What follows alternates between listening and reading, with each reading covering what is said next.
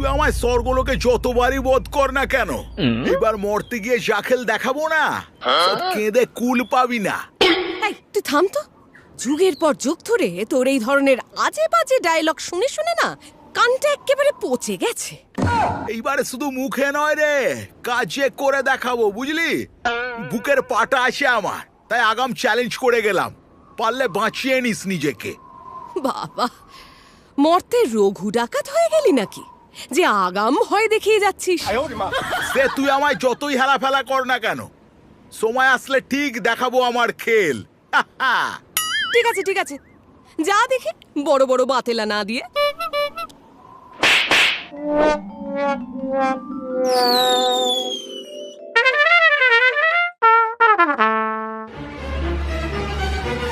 কি গো, আজকে কি আর খেতে টেতে দেবে না? দূর বাবা, নিজে বেড়ে খাও তো। রাত দিন শুধু খাওয়া আর খাওয়া, একটু যে নিজের মতন চিন্তা ভাবনা করব তার উপায় নেই। খুব রেগে আছো দেখছি। তা আমাকে কি একটু বলবে কি বিষয়ে এত চিন্তা ভাবনা করছো? আজকে মহিষাসুর এসে বলে গেছে মরতে গিয়ে নাকি আমাকে জব্দ করবে। তাই ভাবছি বেটা এই কথা কি করে বলে। তবে কি ও কোনো ফোন দিয়ে আটলো নাকি? শোনো, এই ব্যাপারটা নিয়ে এত ভেবো না। ও বেটা যাই বলুক না কেন, কিচ্ছু করতে পারবে না। একে তো তুমি আমার বউ, তার উপরে মর্তবাসীরা তোমায় যা মান্যিগণ্যি করে, ওর কোনো কারসাজি ধোপে টিকবে না। বলছো? কিন্তু আর কোনো কিন্তু নয় দেবী, আমি জানি ও কিচ্ছু করতে পারবে না।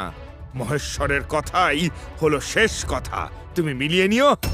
আমি জানি আমার অতুলনীয়ার কাছে সকলে পরাস্ত হবে, হবেই। চলো খেতে চলো, দেরি হয়ে যাচ্ছে।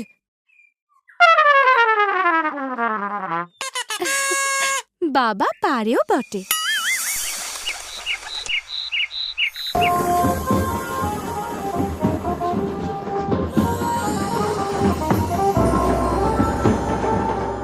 না, শুরু হয়ে গেল ওকে নিয়ে মাত্রাতিরিক্ত বাড়াবাড়ি। এইবার লাগাতার 4 দিন ধরে ঢাকের বাদ্যি চলবে, শঙ্খ উলুধ্বনি, আর তার পাশাপাশি লোকজনের ভিড়